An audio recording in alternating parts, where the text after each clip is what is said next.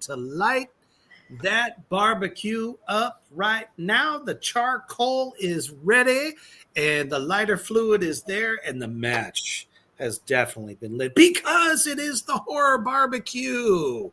It's time to talk about two unholy good fucking horror films tonight.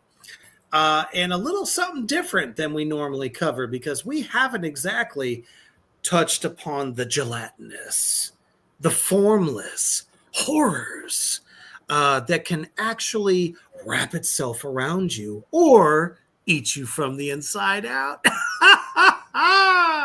And who better to bring it to you than Reaper and Mortimer Deadfellow? And we're going to be talking about the Blob and the Stuff tonight. And which one is going to be the victor? So I highly recommend, as the mausoleum has been officially opened, that you share this shit out. Anywhere and everywhere. There is a horror lover, especially someone who loves snacks. Or are you the snack? Before we get into all this unholy goodness, we're going to take a quick commercial break to our brothers over at Horror Struck Hot Sauce. Hotter than hell. Check that shit out.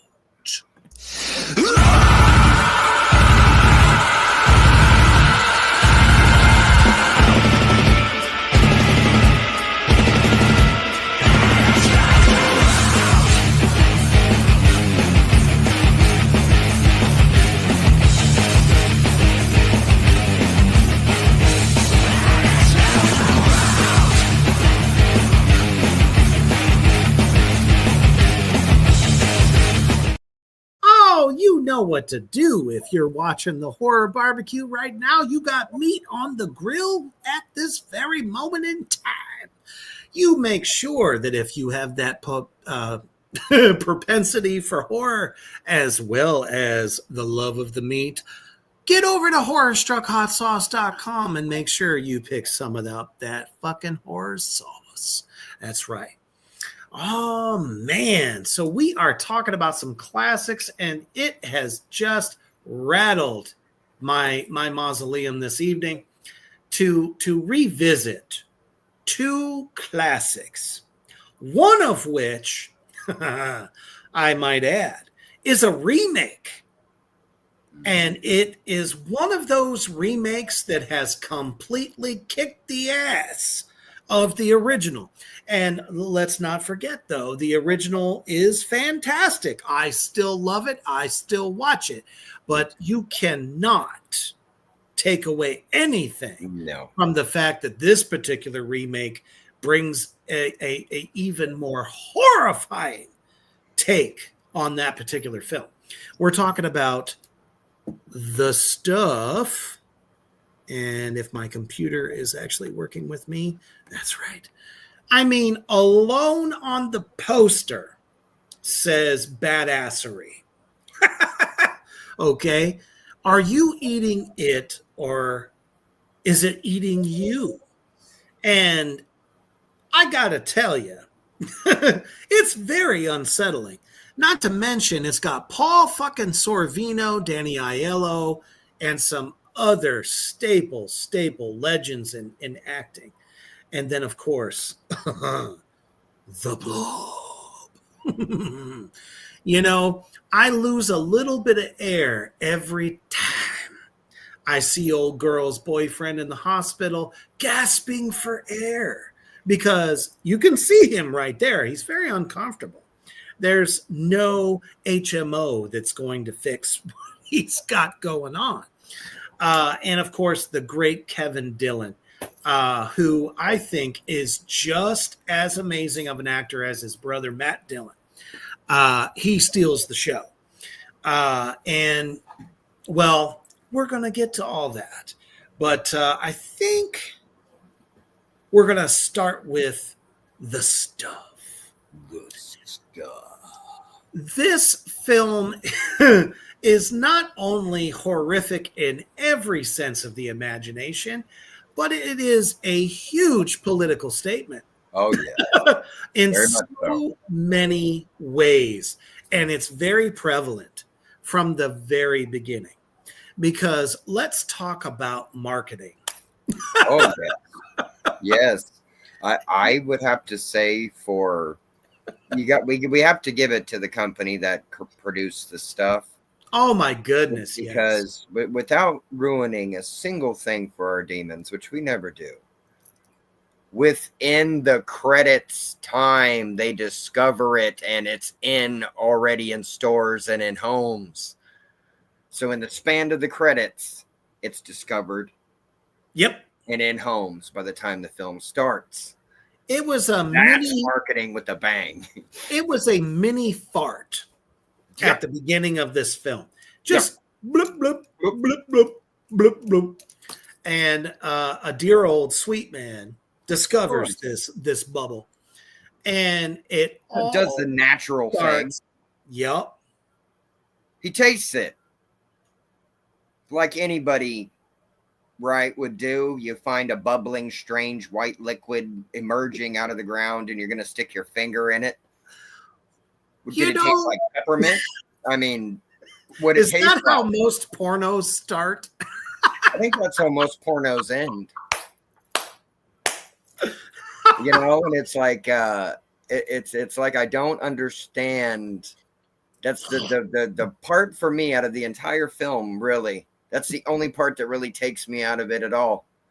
Is who would think, yep, that tastes good. We should sell this.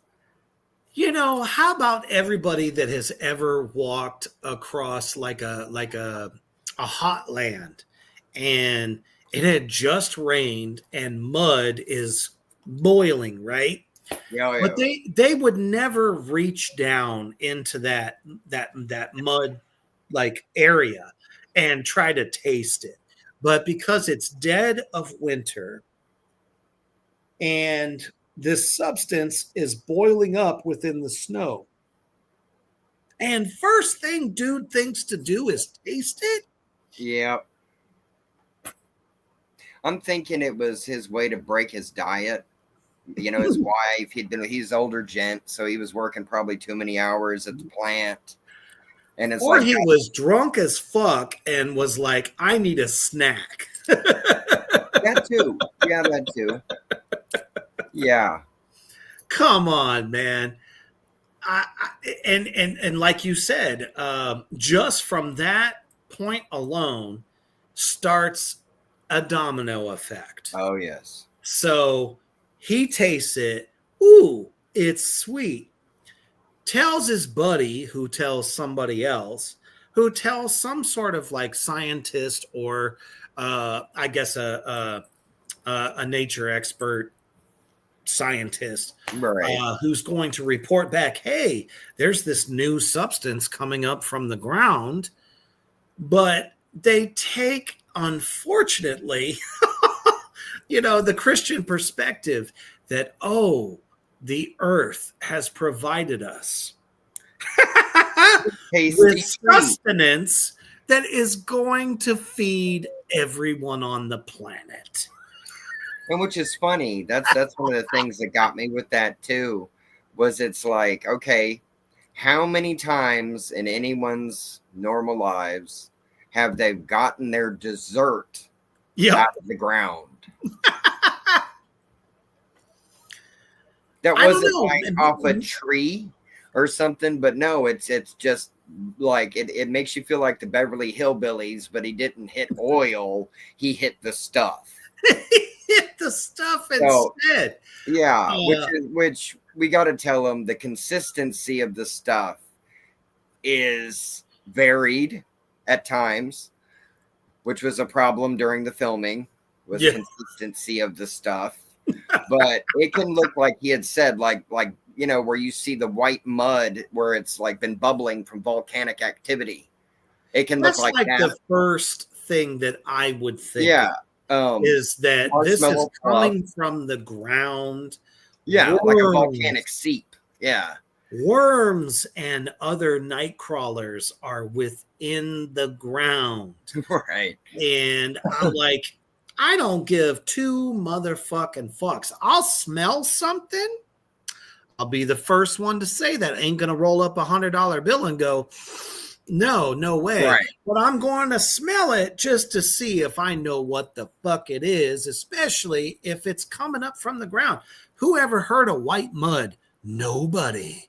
Yeah, not You know what I like mean? that. Not Snow White to where it's the color of Cool Whip. Yeah, exactly. It's a very unnatural color. But that's And the the thing fact on it. that he goes and says, well, it's sweet. It's like a dessert. The next thing you know, cut to the stuff. Suddenly we're in like disco land and we're voguing, right? And I'm sitting here going, oh yeah, I get it. Now, as a mini reaper, I didn't get it. But the moment that I rewatched it after, certain time that has passed, I'm sitting here going, oh, I see what you did there. Yeah, Because what do we know about the 80s, guys? Coca-Cola. Pepsi Wars. Well, it's like that. Coca-Cola, The Cola Wars. McKenzie, Yep. shit. Dr. Old Pepper. celebrities that no longer are doing anything, and they are pushing. Yeah, there you go. Cocaine. You are absolutely correct. See, but that's the film Scarface. That's not the stuff. Right? It's know, not you the can go, stuff. "Oh, That's yeah, a whole boy, that's different substance. Stuff. I really like that. To my You know what I little mean? friend. This is, put some Cool Whip on your pumpkin pie, and then the pumpkin pie tries to eat you. Or slather like it on your lover, right? That would be a very, very, very interesting bachelor party. Or a Valentine's Day. It's But like, that well, was exactly. I like mean, what happened? even, Well, I was just, lathering my lover in it, and I went to go to the bathroom, came back, and she's on the ceiling, and then the stuff ate her before I got to. It's like, it's more of a cock blocker. Exactly, right? But that's the thing that you learn really, really fast is it seems to be, it's one of those films where the kid at first is the only person that seems to go, okay, I got a question. We're all supposed to be eating this stuff. Exactly. And I keep seeing it move. It's literally being shoved down the public's mouth. Yeah, it's everywhere. It's like a global thing. It's like, well, it's kind of like McDonald's in the 90s. Right.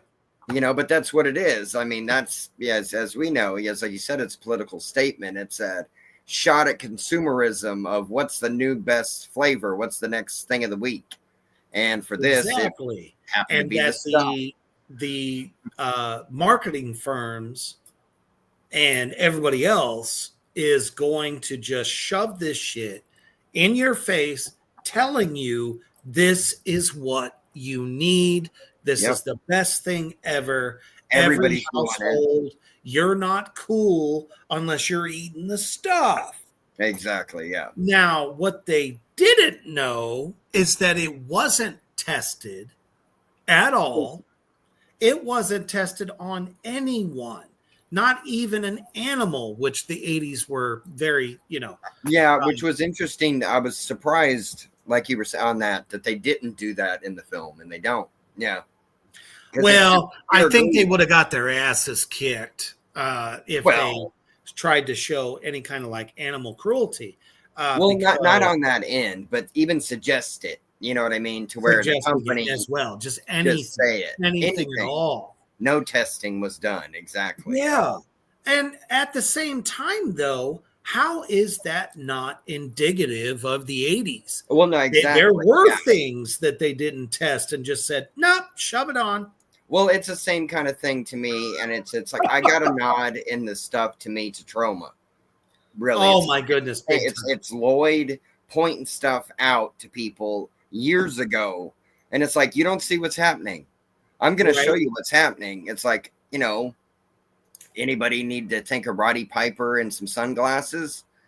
You know what I mean? It's like they're trying to tell you obey, consume, that 80s greed mentality of any They company. live. Yeah, they live, Hello. you know, exactly. But it's the same kind of vein to me. It was the point of saying people to get to the point, if like it's forced upon you to think that it's you need the stuff to be, you must have it. you must have it, then people will literally It's do crazy the stuff to get it. tastiest treat ever.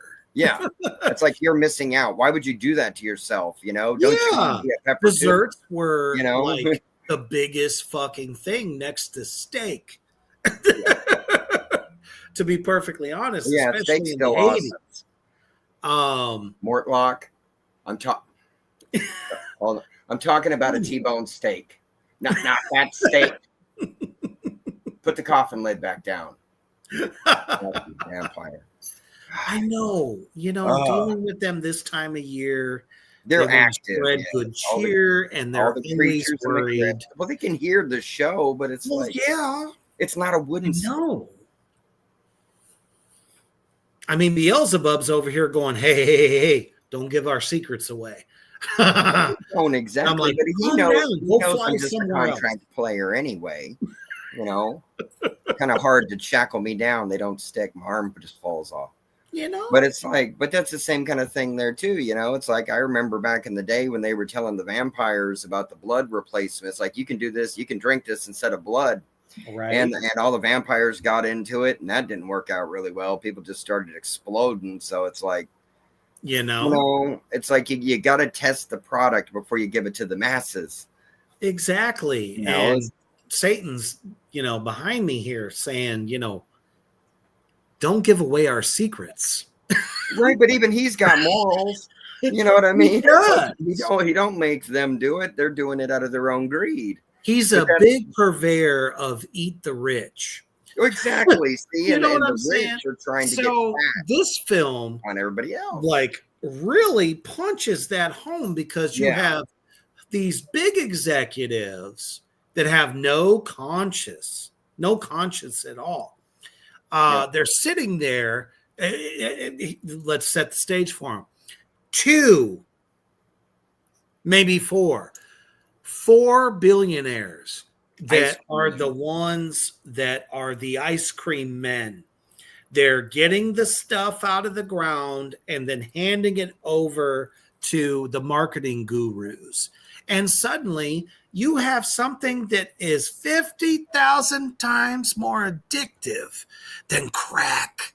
And crack was huge in the 80s. Yeah, no, exactly. Huge. It's like as soon as you start eating it and consuming it, it's the only thing that you want. Suddenly you're like, I don't need anything else. Fuck fruits, veggies, go away. I don't need anything else but the stuff. And they hired this fucking, he's a straight up Alabama asshole of a guy who used to work for the FBI. And I love his character so much. Because people give me money and I want Mo. Yeah. He literally sticks it to the man. He's like, you hate me, I know it, but you're gonna fucking pay me. Yeah, pretty much. Yeah. And he's very good at playing awkward individuals. Mm-hmm. But he does it quite well. I mean, he's like half a televangelist. With his fucking role. Yeah, because he somehow takes a no-win situation and like just bends it around, going, "You'll thank me later," kind of thing. Courtesy of a reach around. Sorry, wrong show. Anyway, so he's basically investigating what is happening to everybody that was involved with this product. Right. And then I liked though about this film because you have that character doing his investigation and starting up his stuff, but you also have the kid character you've been introduced to trying to avoid being forced to consume it by his parents. Oh my goodness. Yes. And it's really tense situations, and it's like, and you're in the position of the kid. So it's like you're going, oh crap. Crap. This is you guys are getting a little intense about me eating my dessert. I think that was a religioso kind of a take on. No, it was. I think it was too. Yeah. Shoving down the throat of your children. Consumerism. That Christianity is the only way. And what do we know about that is that is basically consumerism as well. And they're forcing their kids on their belief, the parents. Which was a big thing in the 80s too, though. I mean, it's in a lot. It's happened in a lot of eras. It was in the heart of the satanic panic. Yeah, so but it was big. Absolutely makes sense. And that's what they were basically kind of like advocating there. It's like, you guys are fucking stupid. You are mind controlling your children that this is what you must have. Well, see, and that's a thing too, which also is another thing that makes me need to bring up Lloyd because it's perfect for this. Okay, Larry Cohen wrote and directed the film. Yep. And when Lloyd was speaking to the film students, and he was saying for his own personal beliefs that the movie needs to be the director's vision. Yes. Because he is the one in charge of everything coming together to make this film. And don't worry about that. It's just a banshee. Yep. But Larry got to do that, I think, with this to a large degree because he was the one that had come up with the concept of it, had the message of the consumerism of the 80s. He already had the plot and direction to how this film was going to go. Right. But to him, which I find interesting, he thought of it more of a comedy than a horror movie. Right. He didn't like that it was marketed, well, there you go. That it was marketed as a horror movie. Yes. Which is interesting to me, though, because it's very much shot like a suspense horror movie. Yes. And then becomes a creature film. As it goes along, it evolves, and there's interesting, funny parts where you kind of got to laugh at it. Oh, of course, he's at least the director and writer is laughing with you, right? But it's a tone that's very, very the 80s. It's very 80s, and it's 1985. I mean, come on, that's right in the beginning of the 80s horror. Big time. It's like you're treading into the first few years of the 80s horror madness that we all, love. And it's as your last sweet guest before, inspired so many people, inspired us. It's like, and that's all we try to do with the films we do, really, is it's like, hey, is it going to be, I want to try to at least do as good as the movies I grew up on. Because then I feel like I'm doing my part. Absolutely. I'm adding to the monsters. And then this one, I loved that you brought this one up because it was a creature that style we've never got to do with, an anamorphic sentient thing. Right. That has no shape or form. It can be whatever, It's like Bruce Lee, if you put water into the cup, it becomes the cup. I think society at that point, too, was like this. If it comes from the ground, it's for the betterment of society. Right. No, I agree with you on that. Yeah. At a time where there is homelessness is huge in the 80s, big time. Yeah. So they're like, how are we going to feed everybody? So this company, these billionaires, that have figured out that this comes from the earth and you can consume it, that will solve our hunger situation. Right. And it's kind of a dig at, the soup kitchens and all the other places that, homeless people could go to be fed. And I think they were kind of pointing the finger at, this is how corporate America is trying No, I agree. to Yeah. Putting compartmentalize their own Wall Street them. greed spin on it. You got it. Yeah, it's Right not to the fucking there. point. Yeah, it's not the point Yes, of we're really trying to help you. We're trying to fill our pockets, but try to look like we're being philanthropists doing it. And and they're not. It's just to get more stuff into you. They're just trying to line their pockets with this shit, and they don't even care until the stuff bites back. Yeah. Yeah. See, the kid tried to tell people the damn thing was moving, but nobody wanted to believe him. And that's one of the things I want to call to arms right there. The adolescent actors in this film are top fucking notch. Oh yeah. No, they did really good job in that. Casting is over the top. Yeah. The kids that are involved, especially the main child actor in this film, is kicking ass and taking names. I mean, he's a smart kid. Yeah, he's not that, oh, I'm a problem, you got to come save me. I can't open this door by myself or walk up these stairs. Please save me. Put your life in danger to save me. And the kid's not like that. Nope. And I enjoy that. He's like the rebel. He's trying to bring the franchise down. Yeah, it's a child, you know what I mean? But it's a smart kid. And then you get to start to have it to where it's like, no, there's more people that have the same mind of trying to get this stuff to go away. Then we get Garrett Morris's character, Chocolate Chip Charlie, Oh my goodness. And he's awesome SNL. Guy.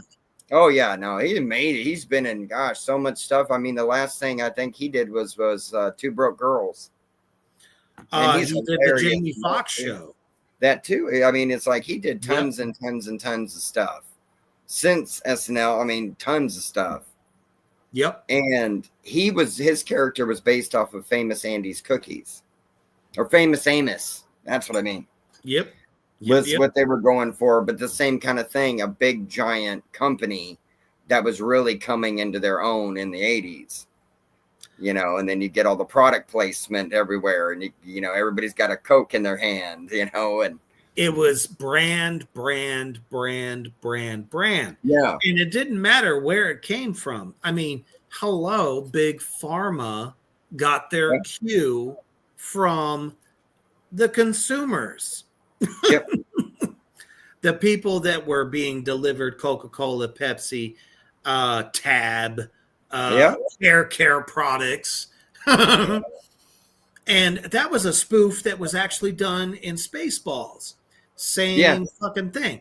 Because that is what was happening on your television sets at that time. And that's the thing. A lot of people need to see that exactly, as most films, especially iconic ones that everybody love, is a mirror pointed right back at how it was at that time and what things they were going through and people's struggles and stuff that was on TV inspired the monsters you saw on TV. They were slaves to the jingle. Yeah. Everything was dependent upon the musical jingle, how that commercial was presented to you. So it's like I can still remember the phone number to a pizza place that hasn't been open in 35 years. Literally. Yeah. But it's the same thing. It's the same thing. It's that jingle. It's that, and that's what they did with the stuff. That's how they deliver it to you. A brilliant movie. Do you remember that women's perfume commercial that all the big actresses of the times back then. It was Charlie, da da da da da da da da da da. Yep. That was like And the big one before, Dior, well, Austin that's what I'm Dior, saying. Yeah, it's like and all that. It was it's the like, Dr. Pepper thing. Wouldn't you oh like my to be a pepper goodness, too? Doctor. You know, which they did that for Short Circuit. You know, wouldn't you like to be a pepper Yup. too? And the robot instantly fed into it. You know what I mean? That's why he did all of the pop culture stuff, because that's what we Yeah. all speak. So And yeah, it's like huh, there you was no way to wonder, you stop wonder this. where all those commercials, why did they stop? Why? Because the public is hooked. Yeah, They're not gonna give it up. yeah. Well, the McDonald's did the same thing. Oh, big You know what I time. mean? They did it the Big same way time. because they didn't used to be the king of the burgers. You know, it's like it's stuff like that, but then it's over and over and over and over and over and over again. Yes. You start wanting them chicken nuggets, Big Mac and fries, That's right. It's like we got you hooked. We don't have to do anything new Yeah. unless another competitor comes along, which is Yep. why, everybody's fucking streaming sites and cable TV is about mental health, this new pharmacology drug, this wonder drug. You're getting hammered with it. That is how the world works when it comes to marketing. So it's like beer. Do we have to have new fucking Budweiser commercials? No, we don't. Do we have to have Miller High Life? No, we don't. Why? No. You're hooked. They Yeah, the people already that got drink it already know where to go get it. exactly. And that's kind of the thing, exactly. And with the stuff, it's like it's become global. Mm-hmm. It's the new thing of the 80s, and that's how they did it. Like, and I thought this was brilliant. Okay. Oh, absolutely brilliant. You get a I love it. cameo. You get a cameo in this film from the Where's the Beef lady. Yep. But then you get Where's the Stuff? And it was Where's the great. stuff? And yeah, she did great. But that was the thing. It's pure 80s. This movie is pure 80s. I will always love her for Throw Mama from the Train. Her greatest role ever. She was just absolutely brilliant. But at the end of the day, though, there are moments where the stuff bites back, and it's very practical effects. Oh, yes. And we love that.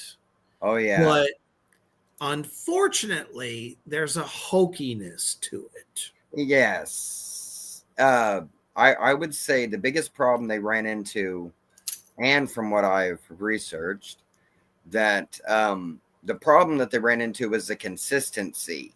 Yep. Of always dealing with the same, because it's like you couldn't use the same stuff in every scene because of different things you wanted it to do.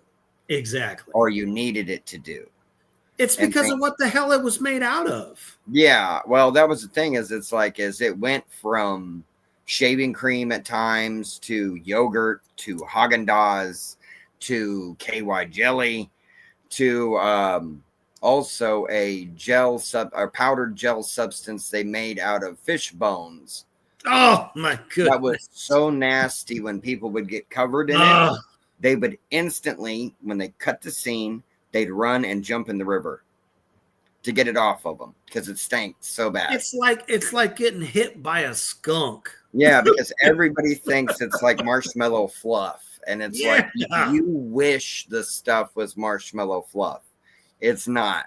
And I think that's why they went to miniatures at times for some of the scenes. Exactly. Because the actors just couldn't fucking take it, man. Yeah, and you're being covered in this stuff. Literally, it's being on your face. You're getting like covered in it. It's like it's not a little bit. It's like this has a very much expanding nature of itself. It's like if it needs to get bigger, it will. And it's like, but it's strange though, because it's more of the humans protecting it so Yeah, fiercely. exactly. Like I would think of like like ants protect aphids Right. because they want the honey, they want the aphid honeydew from them. It's like the way they work Yup. together, and the ants will rip things apart for it. That's how the humans start working with the stuff, You know, trying to protect it. I almost wonder why the hell they didn't do, Frosties Right. from Wendy's at that time, because the vanilla Oh uh, yeah. Frosty would have been like perfect consistency all the way through. Well, I mean, yeah, you could have, but I think the same problem would be is the milk would Yeah, spoil eventually. Whatever creases or smear and everything would smell like rotted milk. yeah, that's true. But the other As well problem, as like shooting somebody up to the ceiling. I think that was the other issue on a lot of things too. Was it was like where you said the hokiness is. It's like we got maybe 1 to 2 shots to get this effect right. If it doesn't Right. happen, we're screwed because you cannot clean up from this No. to really do another take. So it's like they were I would believe they were kind of under that pressure a decent amount. It seemed like to me that they allocated the funds that they had for this film and put it too much into location and not enough in effects. I will agree with that. Yes. Yeah. Because it definitely needed the amount of work that our other film had special effects wise for the practicalness of it. I think could have helped this movie greatly. Yes. But it still stands as an 80s creature flick in its own. Oh, it does. Without a doubt. But it's like it's really is. It's to me, I call these popcorn movies for this one. And that's what it is. Yes. You just pop it in there when you want to watch a little spooky movie, have some laughs, like, oh, let's see what this is about, and just eat some popcorn and watch the movie. And that this delivers on that. It's a tasty treat on that end. It is. And I love everything that it stands for. Oh yeah. My only issues with it is too much time spent on dialogue. Agreed. The only thing that really hurts this film is not enough action. There's just not enough stuff. There's enough meat on it. We see them eat it, but I would have loved to see multiple people where the stuff is constantly coming out, because it's like 4 or 5 years into the future after the discovery of this substance, and there's too much time spent on the investigative part of it. So I'll give it props for being more of an independent film, but it just didn't bring it home enough, in my opinion. But no. I see what you're saying. I agree. You'll see exactly why this is more of a cult classic. And that's the thing about it. We think of films like Attack of the Killer Tomatoes. Yeah. Where George they're throwing Clooney pumpkins down the fucking street that are looking like tomatoes. Yep. Yep. And it's like that, and everybody wants to say, oh, I loved this movie. George Clooney got his start in Attack of the Killer Tomatoes. So exactly. I don't want to hear it. You can start rolling a pumpkin down a hill that's painted red and still end up being, an Oscar winner. That's what I'm saying. It's like, what the fuck? Kevin Bacon, Friday the 13th. Get the fuck out of here with that shit. I'm not trying to hear that. Horror gave you your start. Yeah. Yeah. But we're going to show you just why it's very, very much worth the watch. Oh, yeah. It's a VHS rental darling.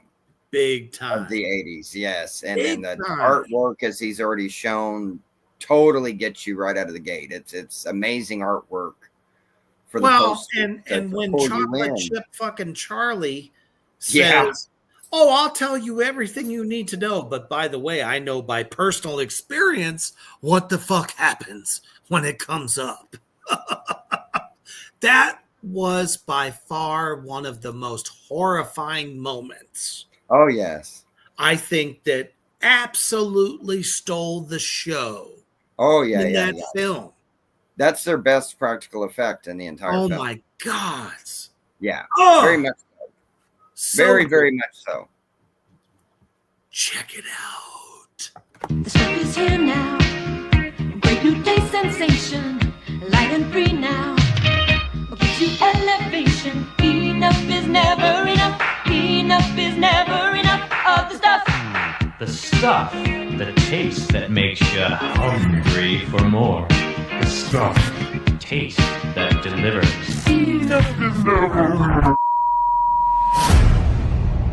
We interrupt this presentation with the following urgent message. Tonight, America is in grave danger. We are under alien attack by a popular dessert known as the stuff. Here, Jason, take some. No, don't eat that. There is something alive in there. Tasty. There's something alive in yogurt. It's called benign bacteria. If the stuff is in your house, do not eat it. If you have it on your shelves, do not sell it. If you distribute this material, close your doors, make no more sales.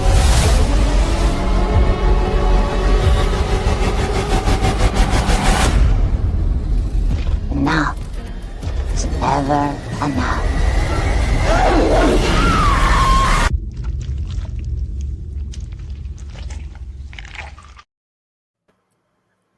It's tasty. Enough is never enough. I mean, that says it all right there. It tastes so good. It tastes so good. And you'll just shed the pounds. That was my favorite part of that. Low calorie. Oh, very low calorie.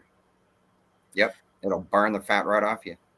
Yeah. I'm sitting here going, okay, but the fact of the matter is, it doesn't leave you.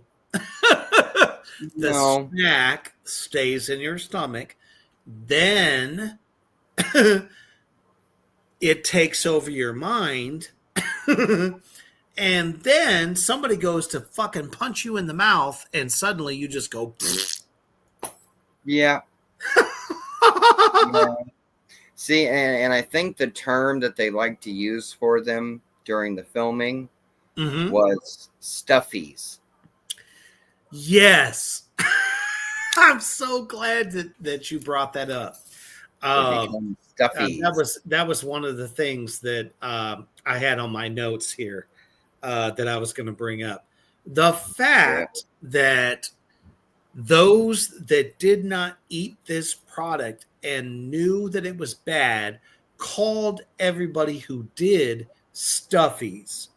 And I'm not going to lie, and I know Rebecca's probably going to like fucking, rake me over the coals for this. The Swifties. So, the fact that they had names for people who were eating this product that was a negative. Yeah. Yeah, which is very 80s too to that end. It's it really was. Yeah, that's where it started. All those kinds of things. The preppies, the jocks, the metalheads, the burnouts, right? Amen. Dude, so fucking perfect, this film. in so many ways and had amazing actors. I mean, Paul Sorvino went on to do Goodfellas after this. And Repo. And Repo. That's Roddy Largo, you know? And so many other. Yeah. I mean, Law and Order. I mean, it's like a performances. gigantic career. Yeah. He's an amazing actor. And it's the same thing. Garrett Morris. I mean, it's like we had a bunch of people. Moriarty for Speed. It's like a bunch of people that had huge careers. Yeah, definitely. And it's like, and even the kid, you know, he's still acting. Been acting for since he was a kid, you know. But let's turn our attention to the blob of the room that has no conscience, no form, that can take you out at a blink of an eye. He is corrosive. Yeah. He will melt you into nothing. Oh, yeah. No, I tried to invite him over for a dinner one time, and he ate, like, literally he sat on the couch and went right through the bottom floor of the crypt. I'm sure you needed me all, cleanup services for that. He could have told me he was acidic before he sat down, but right, fine, you know. I got it. Like, hey, you're coming into my space. Could have told me that if you sat down, a big hole would result from something. Right, exactly. It's like I got a 2-story basement now that I didn't know, and I'm already in the crypt. It's like, so now I got a 2-story cellar, so it's great. Right? Yeah. So this is a remake of the original The Blob from the 50s. And literally 30 years after 30 years to the date. Damn near. Yep. 1958 to 1988. So 1958, they thought of a gelatinous being that could completely engulf a small town.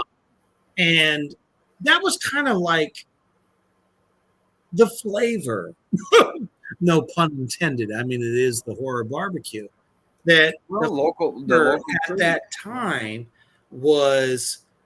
There's all these small towns, these close-knit communities. Yeah.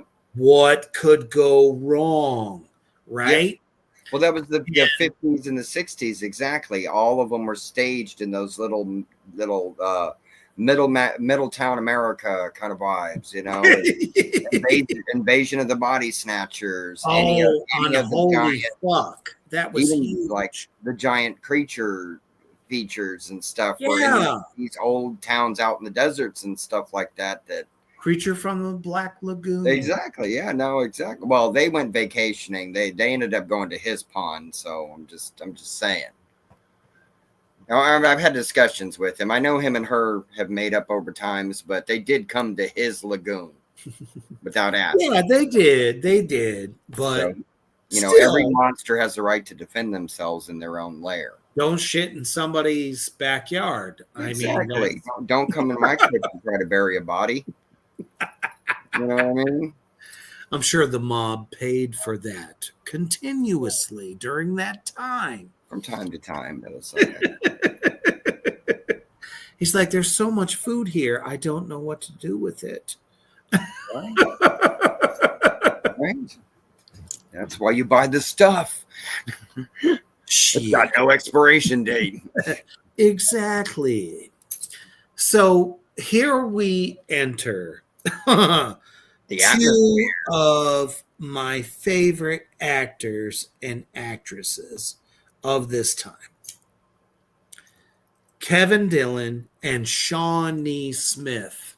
Yep. I don't know anybody during this time that was not a Shawnee Smith fan. Well, it was her really starting to make her mark in a lot of the films in the 80s. You were getting yes. Yeah. And it led to a lot. It's like we loved her. Yeah, and after so many things. yeah, it's like after this, she did Who's Harry Crumb with John Candy Mm-hmm. and a bunch of other little things. It's like would show up on shows and movies and yeah. I'm jealous of that one because John Candy, Oh yeah. we No, miss you, brother. oh big time. Big time. Literally that's one of the saddest losses of my childhood. I'm still fucking mourning that shit. Yeah, me too.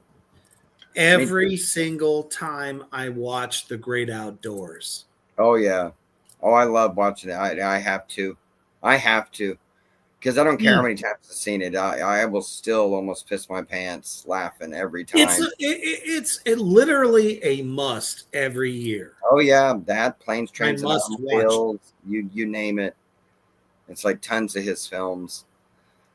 But it's like, yeah, for the Blob though, like you were saying on this one, it was interesting too because they took a pretty much unknown actor Yes. for their lead guy who just happened to become like the biggest action star kind of leading guy for years and years until he was done, which is Steve McQueen for our original Blob. You know, you needed somebody for the remake to be able to handle that kind of dynamic, and I thought they did brilliant with both of them. Oh, without a doubt. Yeah. Because it was like you said, it's almost like Monster Squad if they were older. Right. You know what I mean? It's like real teenagers. It's like the adults don't get what the hell's going on, and you need the people. The youth are the only ones that are figuring out any of it from beginning of the film till the very end. You know, and it's like they don't understand what's going on. It's almost like a James Dean situation. Yeah. You yeah. have No, I agree. Yeah. the glory of the local football team. You have the glory of the bad boy who the cops know, Kevin Dillon, his character. And, you know, honestly, he's a lovable character right off rip. The guy doesn't do anything wrong to anybody. He's just like the daredevil. I want to try this for the sake of trying it. But damn it, if some old man fucking gets his hand covered in some fucking corrosive shit, right. The meteor. Well, they tell you, I mean, come on, though. He should have known. If a meteor falls out of the sky and there's a gelatinous thing pouring out of it, don't poke it with a stick. I mean, I agree with that. Yeah, I know. But the poor guy is homeless. Okay. And he's like, what is this thing that just flew over my head? You're curiosity gets you. Yeah, curiosity gets you. And here's another political statement. And that's what I love about these two films, that societal things between the stuff and this film is now the conspiracy theorists, whatever you want to call them, are like, you know, the government is doing all this whack ass shit. Well, here we go with the fact that we end up finding out that this meteor was man-made. Yeah. And then that's the thing, though, which is also, yet again, like you said, perfect 80s. It's like, it's got to be, it's like, oh, science can't stop there. They must push it farther. Oh, yeah. You know, go beyond. We are the masters of it. And then every time it goes back to Frankenstein, it bites you in the ass. Dude, it's constantly, and that's what I love about these films, especially this one. It's like man thinks that they can create whatever they want without consequence. Mm-hmm. And it's like, oh, okay, we'll shoot this out into outer space, this organism. Let's see what it does. Did you ever think that it was gonna bite you in the ass, literally? But see, the thing is, too, they didn't think what must come up, or goes up must come down. Right. Like, you didn't shoot it far enough away from orbit, so it didn't come back into us as a fiery meteorite trying to take out poor homeless men. Didn't you survive such an event about 20, 25 years ago? Well, I'm still here, so I think so. There was such My a thing ghost is where, something yeah. just miscellaneously fell out of the sky. Oh, yeah. But it ended up being like a pile of shit that was ejected from a plane. Yeah, and then they mentioned that, and Joe Dirt tried to give it to him. Yeah, he didn't get hit with it. I got hit with it. Have you ever been driven into the ground like a tent spike by a frozen poop? It's not fun. No, I was picking those out of my eyeballs for weeks. Definitely not your finest moment. No. So that just goes to show you that, things that miscellaneously fall out of the sky is not always what you think it is. It's not like a beautiful meteor shower. Well, at least I didn't lick it and say, hey, let's make a company out of this. Yeah. I didn't try to market it. Oh, here's this blue crap that hit me in the head. Now that would be fucked up. Yeah. It's like, why is there a peanut in this dessert? I have an allergy. That's not peanut, that's corn. Exactly. So why would we be shooting this meteor up into, space and think that there's not gonna be repercussions from or this? Unless they expected it and kind of went, oh, okay. Kind of like, think of like Return of the Living Dead, right? And it's like, as soon as they found out where the canisters were, how did the military handle that problem? Shelled the city, Right. So it's like, it could have been to that end that they expected casualties, but kind of hoping that it was going to be into a more rural, forested area. And it was kind of in a forested area, but it was still close to a city full of people. Exactly. So, and that's something that during this time was a hot button issue. Oh, yeah. But the government was always doing this like secret testing.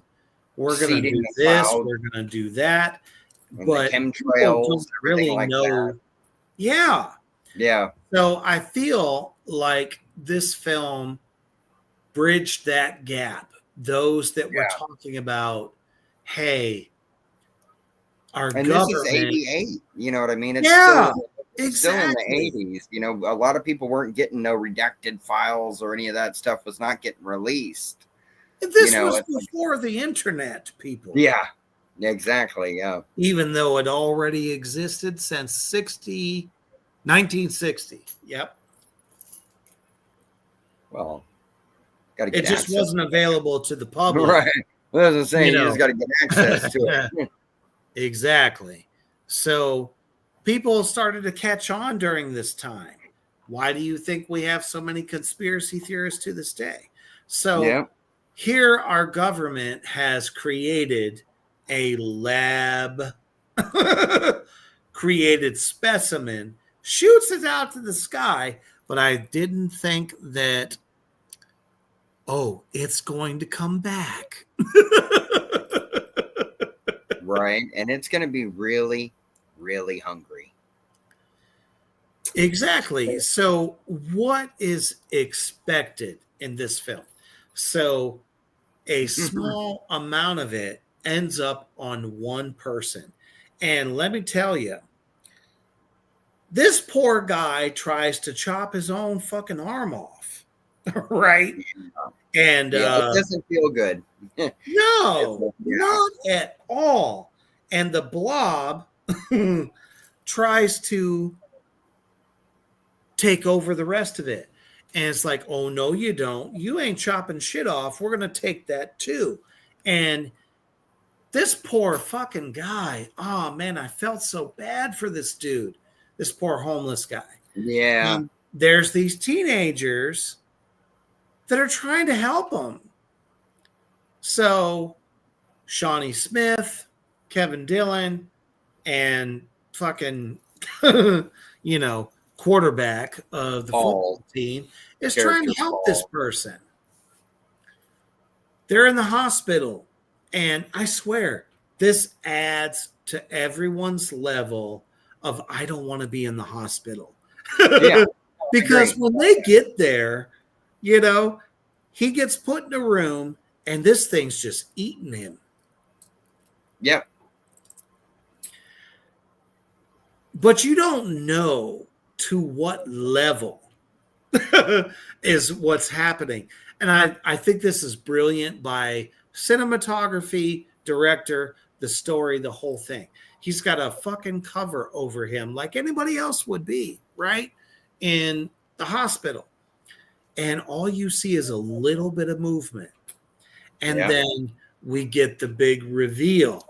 And the actors, the young actors in this film, fucking ass.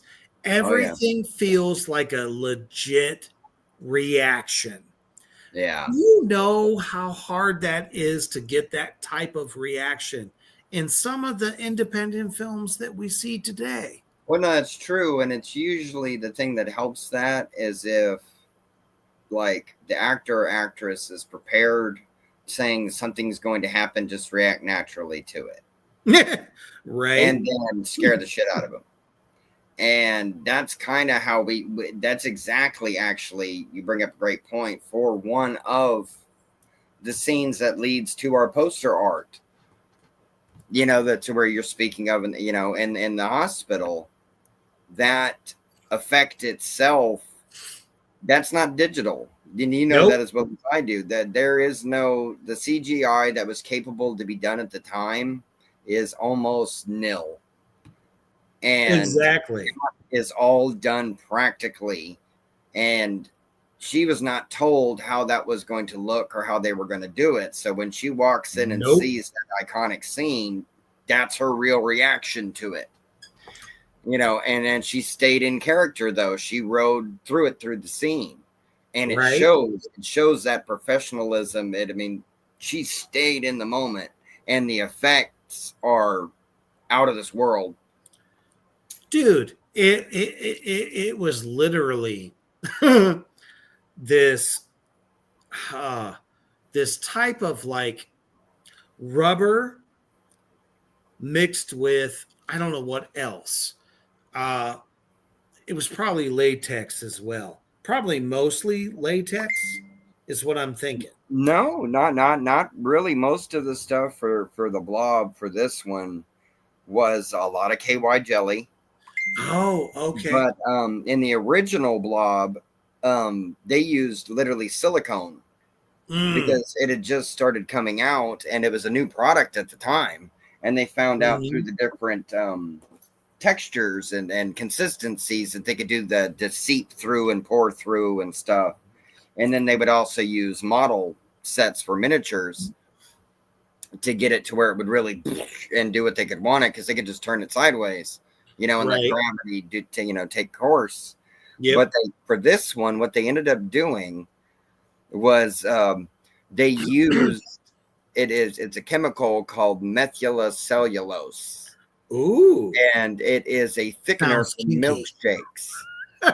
It's literally a powdered thickener that you add to make milkshakes thick.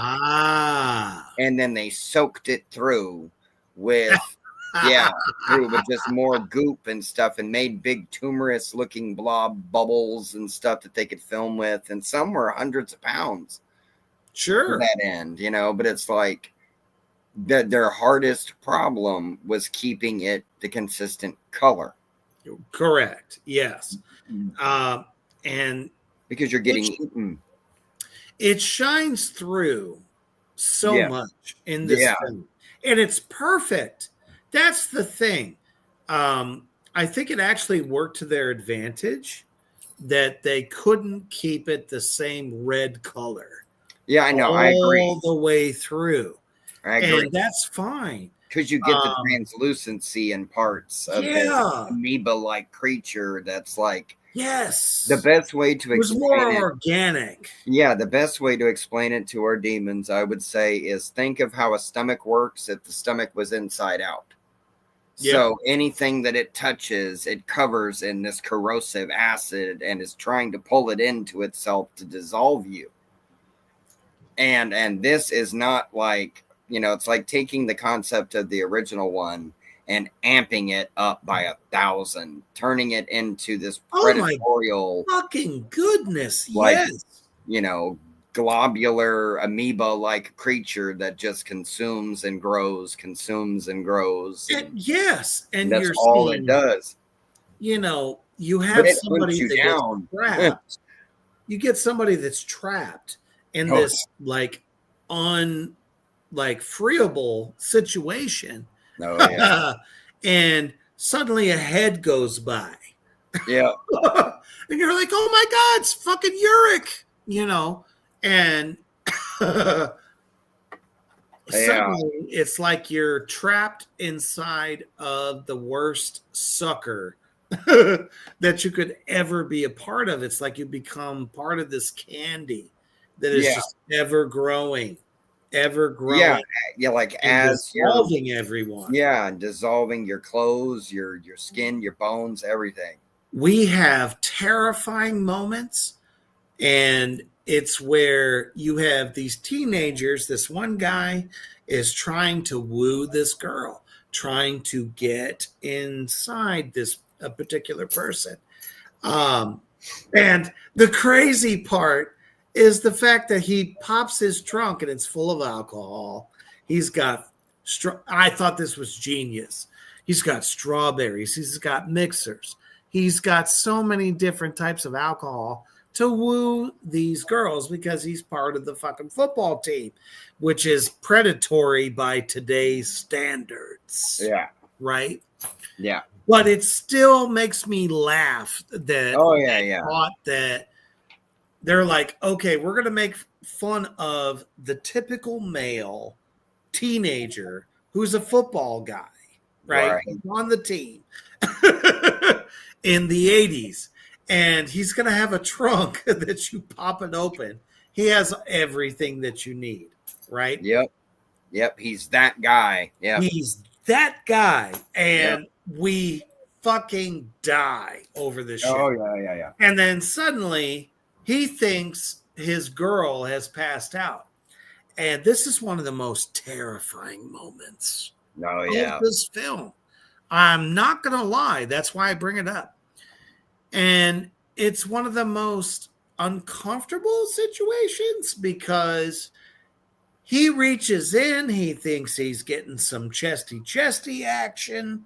Yeah. And suddenly she turns to him and gets fucking dissolved. All at once. It's been chewing on her for a bit, and he didn't know that. And she didn't know that, but he found out because, you know, didn't go for that touch when she's not cool with it. You know, the blob might bite you back. Yeah, and I feel like they threw that in there to go, hey, guys, fucking stop it. Oh, yeah, 100%. Right? And in that effect, too, that was another good thing there because for that sequence with him, they turned the vehicle sideways. Yep.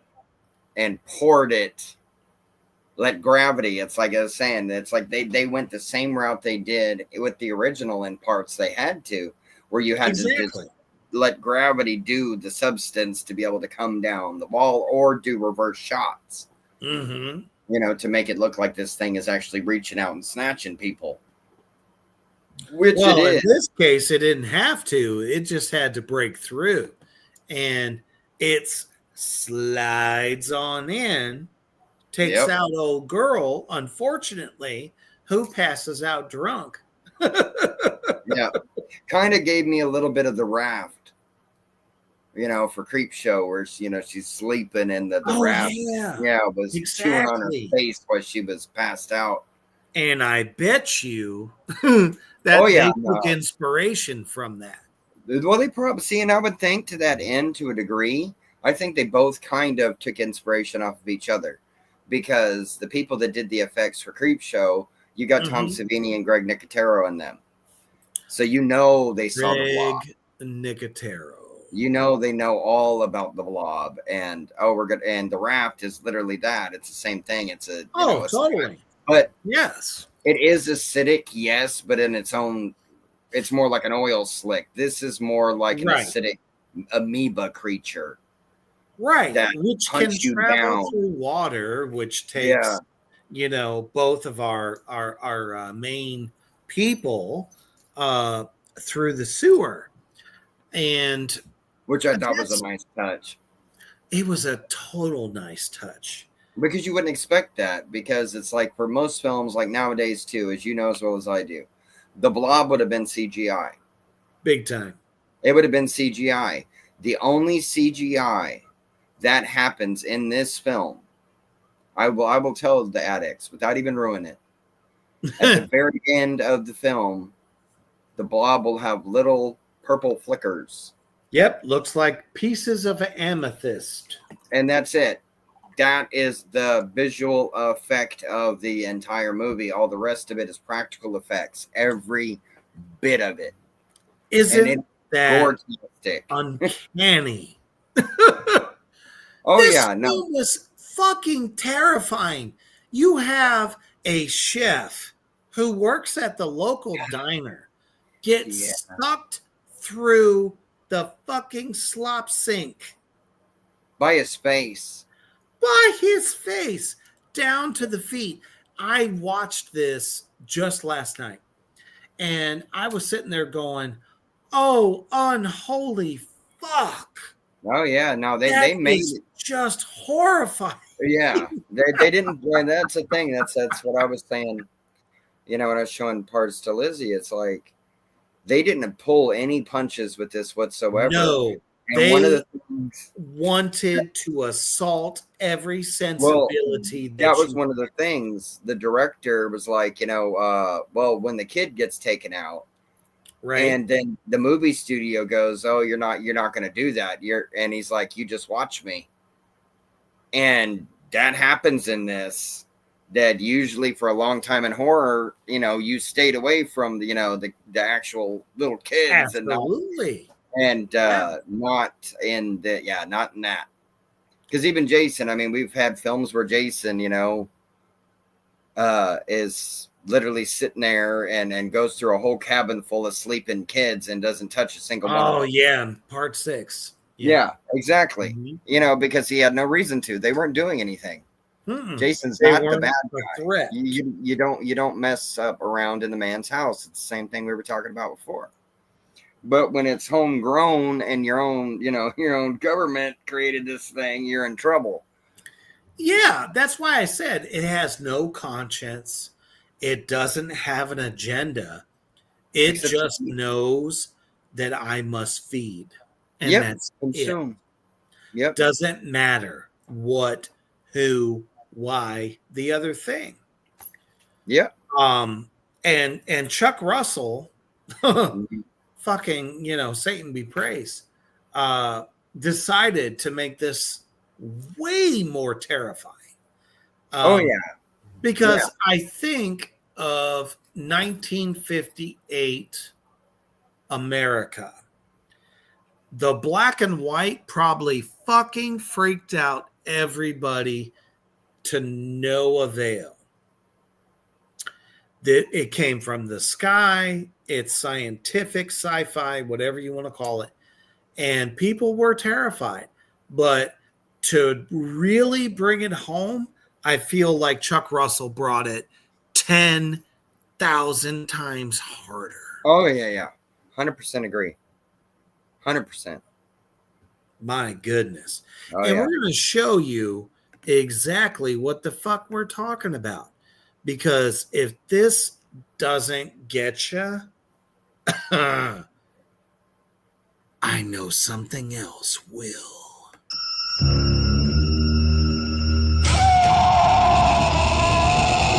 If it had a mind, you could reason with it. If it had a body, you could shoot it. If it had a heart, you could kill it.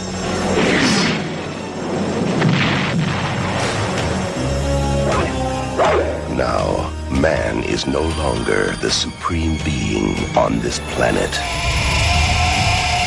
The organism is growing at a geometric rate. By all accounts, it's at least 1,000 times its original mass. Nobody believes me about what happened tonight. What did happen? You were there, you saw.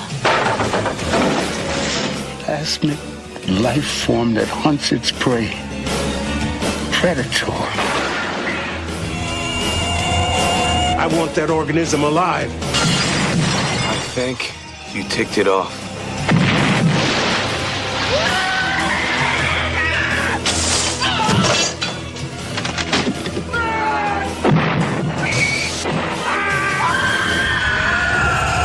The Blob.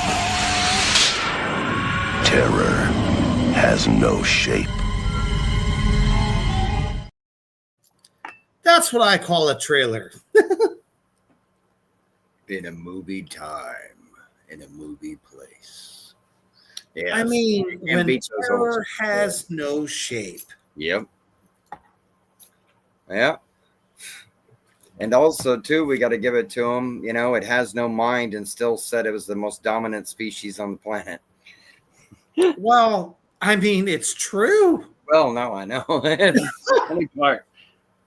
It's like, oh, you know, at a time in American history where everybody felt like they were safe, they were in their own little, you know, cardboard box.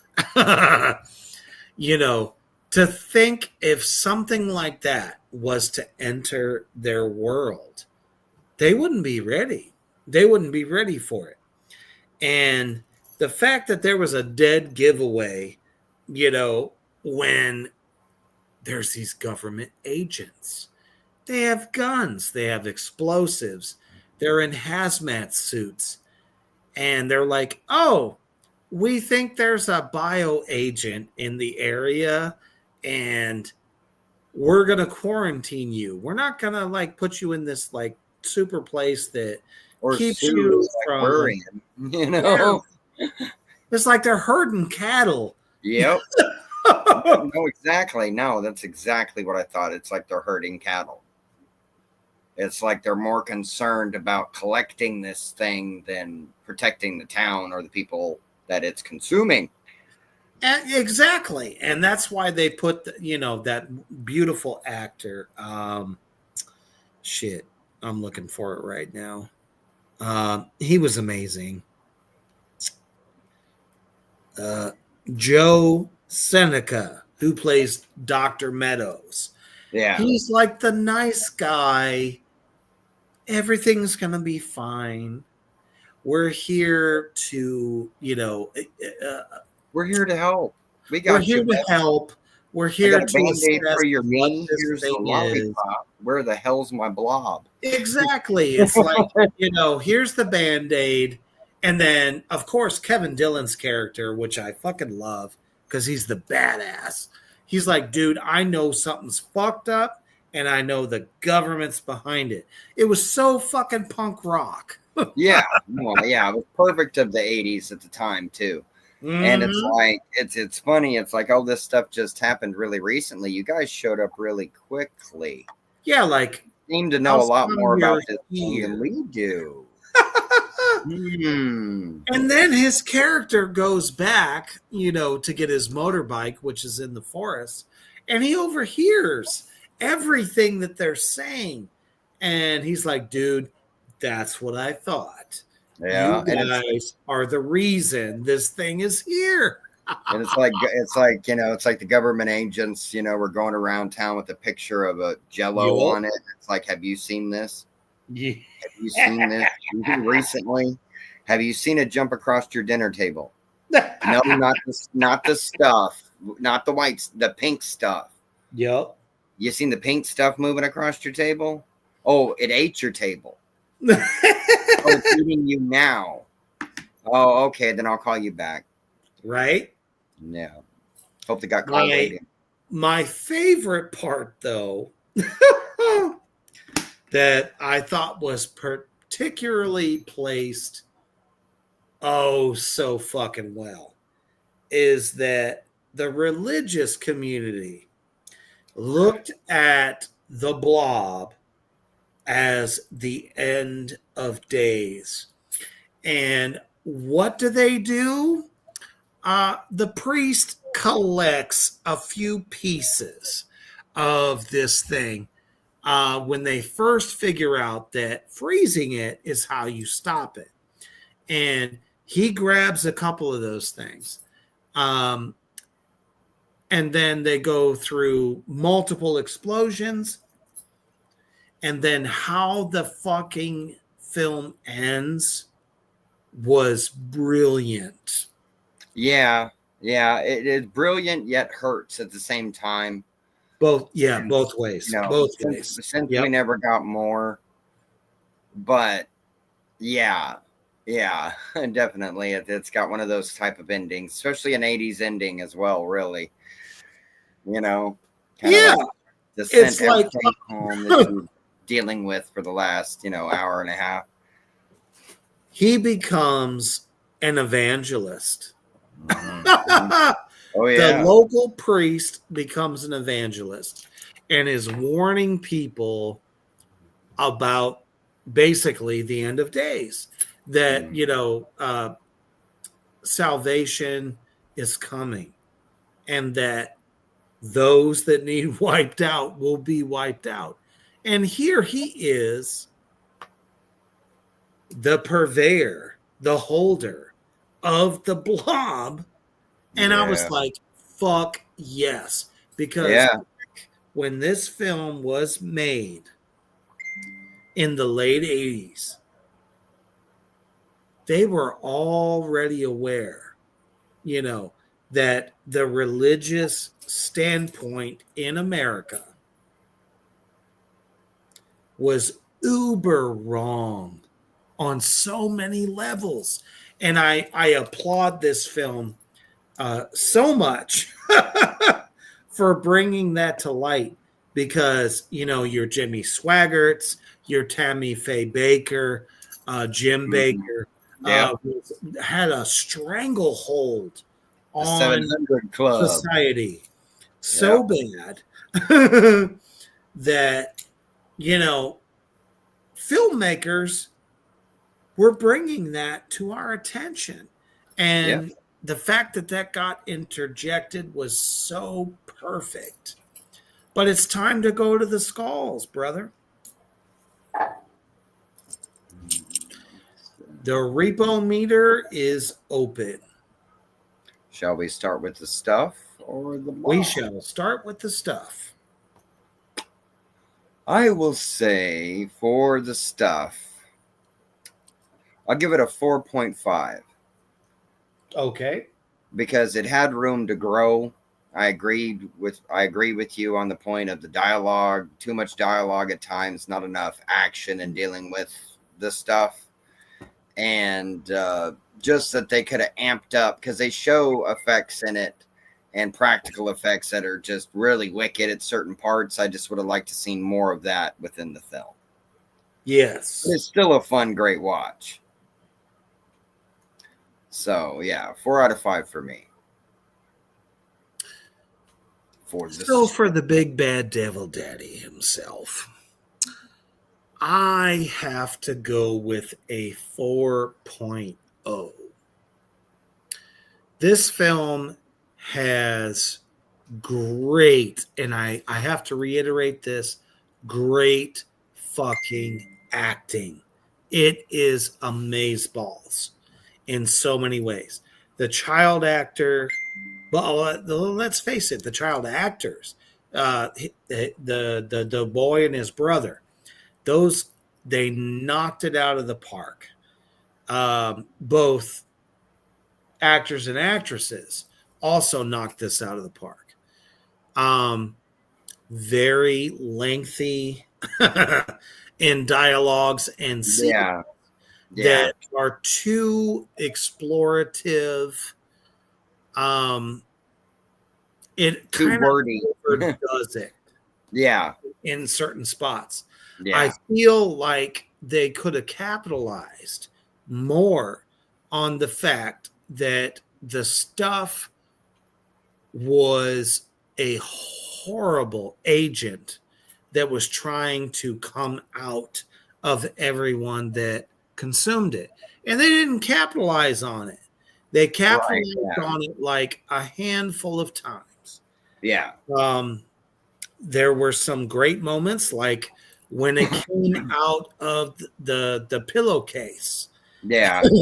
that he was sleeping on, and then suddenly, just shot out. That was amazing. I loved Yeah.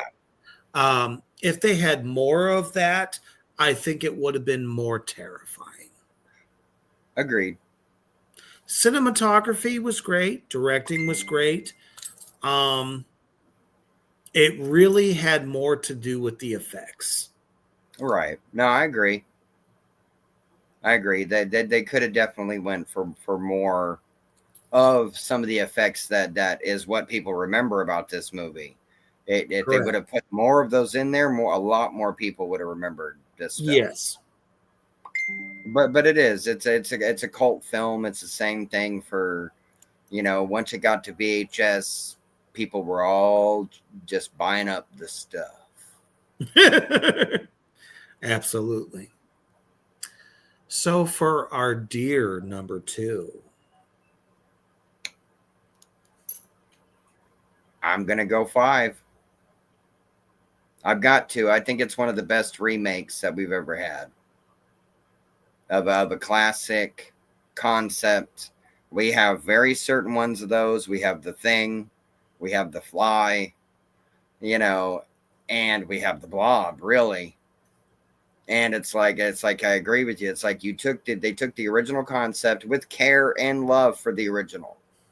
Yes. And realized we've got to amp this up. We have opportunities here to really, really knock this out of the park. And we've got to do it practically. We can't do it digitally. Digitally wasn't the answer then. And I love that because the effects that they're able to do digital or practically are amazing.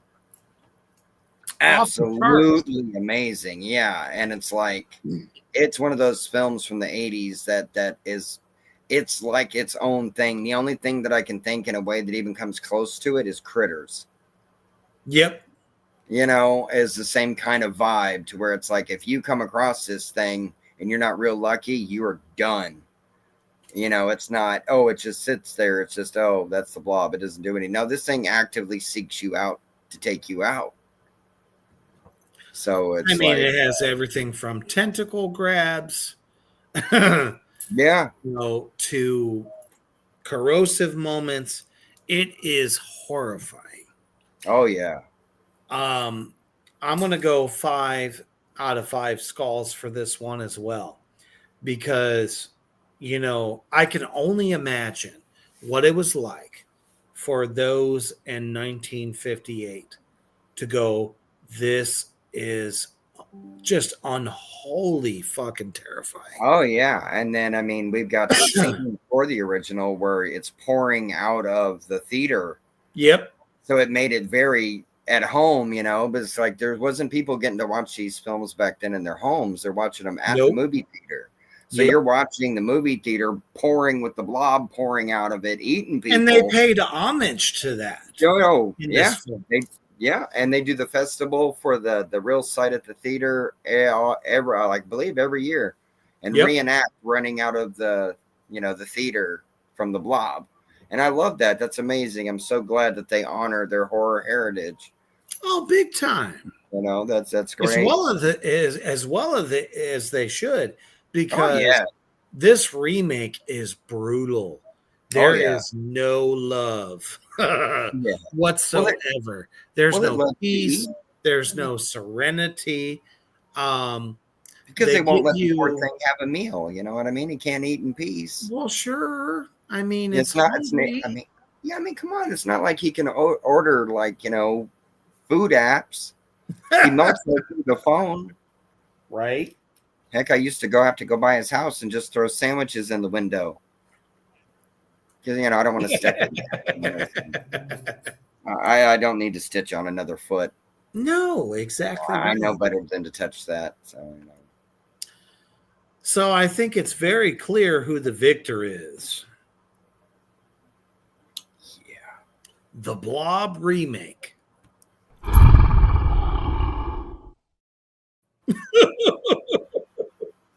Yes, it does. Too much against the stuff, but where they could have capitalized, they chose not to.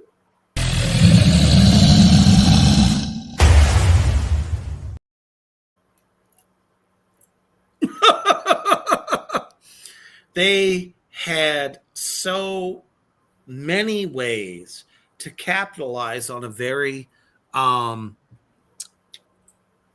of pioneering idea, but they made it too political. Well, yeah, because it focused more on that too, and I agree. It's like that's where we get our overdone dialogue, too long a dialogue, and not really getting into what the stuff is. Right. It's like, and it's like also too. Then you fire the marketing guy because who the hell named it the stuff? Right. It's like that's not a very 80s name. Call it, hey, we let's see, punk rock disco biscuits. Right. It's like, what is something flashy. But, everybody wants the stuff.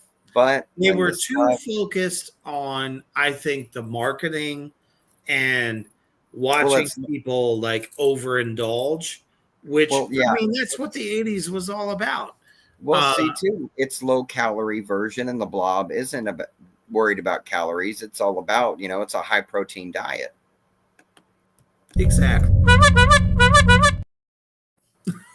Exactly. You know what I mean? And it's like also, too, for the Blob, he's a growing boy. I mean, come on, it's like... He is about mass destruction. I don't give any fucks whatsoever. I'm going to destroy you. That's what they made the poor boy for. I mean, it's not his fault. Just doing what he does. Exactly. He was a bioweapon. Yeah. And to think that was, in the public's mind at that time makes it all the sweeter because, this is a horror film that was trying to teach you about what's happening and what's to come. And you think about some of the disasters that have happened, years after this remake. It makes a lot of sense.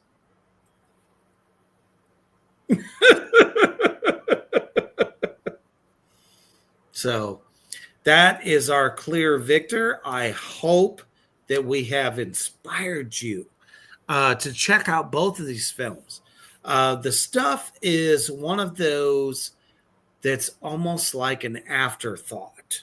And I feel like today you should probably check this out because it will make you think. There's a lot of really good points within the film, but unfortunately, they just didn't capitalize on the carnage that was laid down in this film. Still going to get a really unique creature that you haven't dealt with before in it. Exactly. But he's not the Blob. It's the Stuff. It's something completely different. And that's what I liked it's like why we had to do this barbecue. It's two gelatin creatures battling it out for supremacy to see who gets to, I guess. Well, one be on the dinner table and then one to put you on the dinner table. Yeah, I mean, I don't know which one is worse. Me personally, I know even in my unholy existence, would probably not try a substance that just suddenly appears, from the screen. I think I'm more likely getting acidically dissolved in the blob. But it's going to be okay because the only thing that's going to happen to him is he's going to get dust and bones caught in his throat. Right. Like, there ain't no juicy center here, dude. You'll spit me back out. And we'll just have a naked, goo-covered Mortimer walking down the street. Exactly. Mini Reaper is not going to try some substance that suddenly appears. We're not going to do that. But the blob brings a level of brutality that I think is unsurpassed, and took a footnote from John Carpenter when he redid The Thing. It's, let's not make it so far out there that people aren't going to be able to feel it. They can't relate to it. With the blob, they can relate to it big time. Lizzie says the stuff, nature's sweet, newest candy. Yeah, exactly right. And also says she would probably fall for it. Yeah. Get her. Right. If the mass media tells you you must have it, you want it.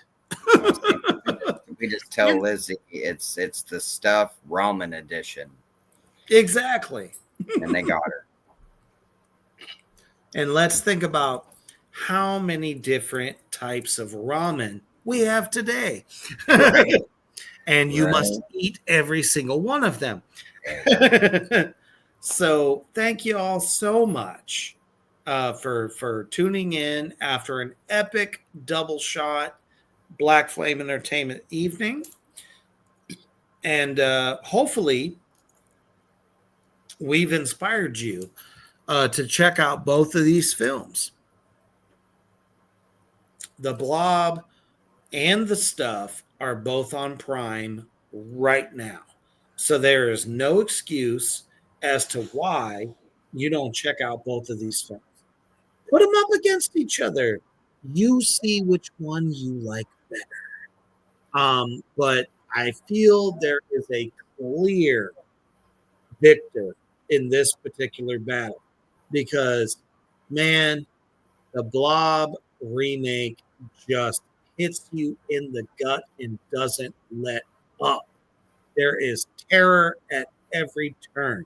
It takes you at the base of modern America at that time. Small town. Here I am in Plattsmouth, Nebraska, right? And it's your local high school. The football team is like everything. And then suddenly something falls out of the sky and it fucks everything up. It hits home so much stronger to me. So check them both out. You know, don't just take it from our perspective. You check it out as well. And I think that you will also be very surprised at which really sticks out. And don't forget, demons, tomorrow night, you're going to get a first look at Vic Effects by the great Chris Sherman of Kissing Candles Productions. Yes, sorry. It's been a long night. Kissing Candle. Oh my goodness, I just said it again. Kissing Castles Productions. That is going to blow your mind because this is a very first of its kind of horror film. And I think you guys are going to dig it so much. So make sure you tune in tomorrow night, 8 p.m. CST for that. And as well as the epic return of the goddamn program Saturday. If you are ready to sin, you are ready to get it in, get those guts busted, please turn in for that. But always stay heavy.